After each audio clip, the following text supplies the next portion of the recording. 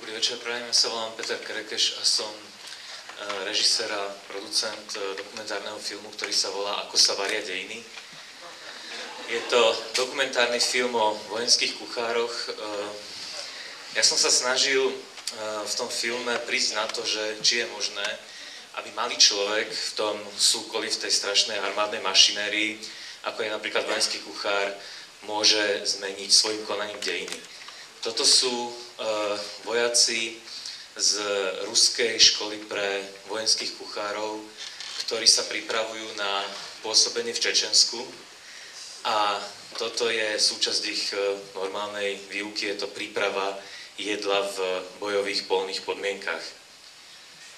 V rámci toho filmu sme vyhľadali aj veteránov. Toto sú úplne na kraji pán Weinhardt, ktorý bol pekárom počas druhej svetovej vojny, pekárom Wehrmachtu. A tu sa páni snažia zopakovať históriu. Ja som sa ich pýtal, či sa im podarí tú rampu zdvihnúť a oni hovorili, že v 39. im to išlo ľahšie, boli ešte mladší. Zaujímavé na tom celom filme je, že ten malý človek v podstate sa nám zdajú tie ich príbehy ako vtipné historky.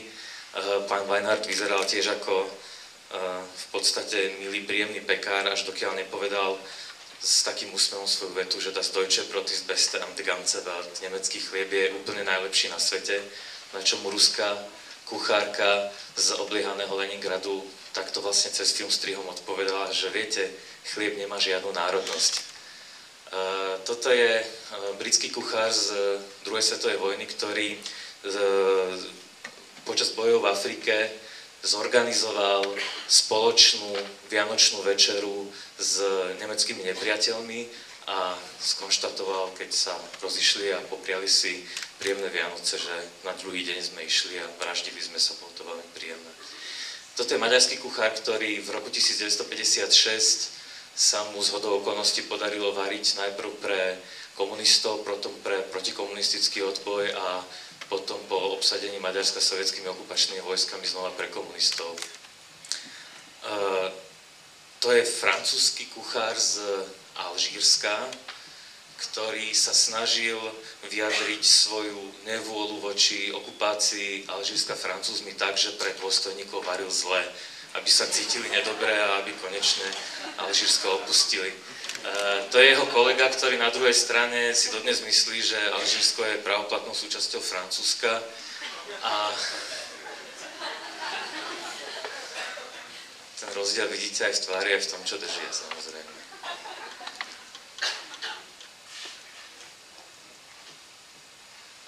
Nám sa podarilo nájsť kuchárku pani Ľudmilu, ktorá v roku 1968 varila pre sovietské okupantské vojska v Miloviciach a doviezli sme ju presne do toho istého lesa, kde boli v lete 68 ubytovaní a ona našla ten istý strom, proste do ktorého si ešte vyrila svoje meno. To je Branko Trbovič, osobný kuchár a ochutnávač prezidenta maršala Josipa Broz Tita, ktorý musel mať počas 20 rokov svojej služby rovnakú chuť, akú mal maršal Tito. No a toto je jeden z najzaujímavejších, pre mňa osobne najzaujímavejších momentov toho filmu. Je to chorvátsky kuchár, dobrovoľník Mladen Vlachyňa, ktorého sme veľmi chceli dať dokopy s jeho kolegami a našli sme kuchárky, ktoré varili presne na druhej strane toho kopca v 91. roku, to sú oni. A ja som chcel, aby varili spolu, dokonca to bolo celé tak produkčne pripravené a ten Mladen mi na kameru nakoniec hovorí, že on by zo Srbmi nikdy v živote nevaril. Na čo tieto dve pôvabné dámy povedali, že s tým nemajú absolútne žiadny problém, že oni by robili aj pre celú chorvátsku armádu. Tu sme točili v Bosne a bol to taký recept, ktorý je tam aj doslova popísaný.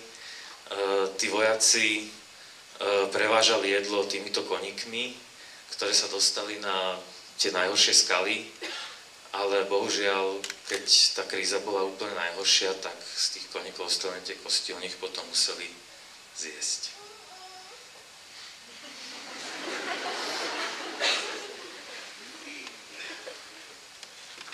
pravdepodobne jeden z tých bosanský brdský kôň. V Srbsku sme objavili Zorana a Zlatka, ktorí sú inštruktormi a sú to veteráni z Kosova. Ich úlohou je naučiť budúcich vojenských kuchárov, ako sa živiť v podmienkach, keď nemajú absolútne žiadne zásoby.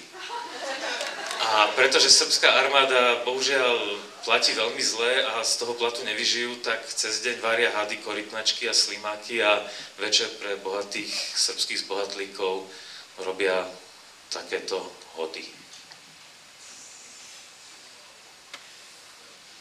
A toto už je vlastne posledný príbeh toho filmu. My sme našli na ostrove Sil v Severnom Nemecku kuchára, ktorý ako jediný prežil potopenie ponorky Haj v roku 1962. Bohužiaľ 19 jeho priateľov zahynulo a on jediný plával 12 hodín v severných studených vodách Severného mora. A celý film sme vlastne robili tak, že sme ho začali točiť počas odlivu a postupne ten príliv stúpa a pán Silbernagel skončí svoj príbeh už vlastne po krk vo vode a to je aj posledná časť filmu. Toto je môj štáb a ja vám ďakujem veľmi pekne za pozornosť.